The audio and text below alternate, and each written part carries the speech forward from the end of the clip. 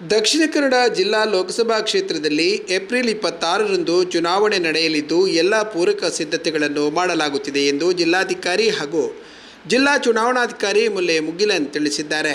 ಜಿಲ್ಲಾಧಿಕಾರಿ ಕಚೇರಿಯಲ್ಲಿ ಏಕಗವಾಕ್ಷಿ ಕೇಂದ್ರವನ್ನು ತೆರೆಯಲಾಗಿದೆ.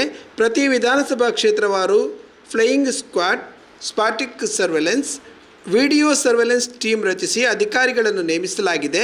ನೀತಿ ಸಂಹಿತೆ ಉಲ್ಲಂಘನೆ ಪ್ರಕರಣಗಳು ಕಂಡುಬಂದಲ್ಲಿ ಲಿಖಿತವಾಗಿ ಅಥವಾ ದೂರವಾಣಿ ಮೂಲಕ ದೂರು ದಾಖಲಿಸಲು ಅವಕಾಶವಿದೆ ಎಂದರು. ದಕ್ಷಿಣ ಕನ್ನಡ ಜಿಲ್ಲೆಯಲ್ಲಿ ಒಟ್ಟು ಮತದಾರರ ಸಂಖ್ಯೆ 17,16,826.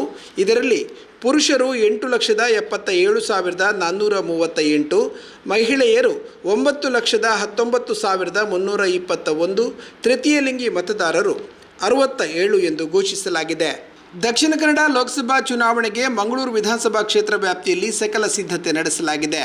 ಮಂಗಳೂರು ವಿಧಾನಸಭಾ ಕ್ಷೇತ್ರ ವ್ಯಾಪ್ತಿಯಲ್ಲಿ ಬರುವ ಉಳ್ಳಾಲ ಮತ್ತು ಕೊಣಾಜೆ ಪೊಲೀಸ್ ಠಾಣಾ ವ್ಯಾಪ್ತಿಯಲ್ಲಿ ಒಟ್ಟು 7 ಚೆಕ್ಪೋಸ್ಟ್ಗಳಲ್ಲಿ 3 ಚೆಕ್ಪೋಸ್ಟ್ಗಳಲ್ಲಿ ಕರ್ನಾಟಕ ಪೊಲೀಸರು ತಪಾಸಣೆ ನಡೆಸಲಿದ್ದು, ಒಂದು ಚೆಕ್ಪೋಸ್ಟ್ನಲ್ಲಿ ಕರ್ನಾಟಕ ಮತ್ತು ಕೇರಳ ಪೊಲೀಸರು ಜಂಟಿಯಾಗಿ ಚೆಕ್ಪೋಸ್ಟ್ಗಳನ್ನು ತೆರೆಯಲಾಗಿದೆ. ಉಳಿದ 3 ಚೆಕ್ಪೋಸ್ಟ್ಗಳನ್ನು ಕೇರಳ ಪೊಲೀಸರು ನಿರ್ವಹಿಸಲಿದ್ದಾರೆ. ಚುನಾವಣೆಗೆ ಸಂಬಂಧಿಸಿದಂತೆ ಉಳ್ಳಾಲ ನಗರಸಭಾ ಕಚೇರಿಯನ್ನು ಮಂಗಳೂರು ವಿಧಾನಸಭಾ ಕ್ಷೇತ್ರದ ಚುನಾವಣಾ ಕಾರ್ಯಾಲಯ ಮಾಡಲಾಗಿದೆ. ರಾಜಕೀಯ, ಧಾರ್ಮಿಕ, ಖಾಸಗಿ ಕಾರ್ಯಕ್ರಮಗಳಿಗೆ ಅನುಮತಿಯನ್ನು ಪಡೆಯಬೇಕು. ಮಂಗಳೂರು ವಿಧಾನಸಭಾ ಕ್ಷೇತ್ರಕ್ಕೆ ಸಂಬಂಧಿಸಿದಂತೆ ಉಳ್ಳಾಲ ನಗರಸಭೆಯಲ್ಲಿರುವ ಚುನಾವಣಾ ಕಚೇರಿಯಿಂದಲೇ ಅರ್ಜಿ ಪಡೆದು ಅನುಮತಿಯನ್ನು ಪಡೆಯಬಹುದಾಗಿದೆ. ಒಂದೆಡೆ ಲೋಕಸಭಾ ಚುನಾವಣೆಯ ಬಿಸಿ ಏರುತ್ತಿದ್ದಂತೆ ಮತ್ತೊಂದೆಡೆ ಬಿರು ಬಿಸಿಲು ಏರಿ ಕುಡಿಯುವ ನೀರಿನ ಸಂಕಟವು ಎದುರಾಗುವ ಸುಳಿವು ದೊರೆತಿದೆ.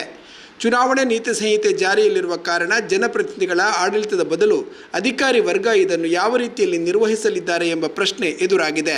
ಮಂಗಳೂರು ಮಹಾನಗರ ಪಾಲಿಕೆಯ ಉಳ್ಳಾಲ ನಗರಸಭೆ, ಮೂಡಬಿದಿರೆ, ಸೋಮೇಶ್ವರ ಪುರಸಭೆ, ಮುಲ್ಕಿ ಪಟ್ಟಣ ಪಂಚಾಯತ್, ಕೋಟೆಕಾರು ಪಟ್ಟಣ ಪಂಚಾಯತ್, ಬಜಪೆ, ಕಿನ್ನಿಗೋಳಿ ಪಟ್ಟಣ ಪಂಚಾಯತ್ ಹಾಗೂ ಕೆಲವು ಗ್ರಾಮ ಪಂಚಾಯತ್ ವ್ಯಾಪ್ತಿಯಲ್ಲಿ ಕುಡಿಯುವ ನೀರಿನ ಸವಾಲು ಈಗಾಗಲೇ ಎದುರಾಗಿದೆ.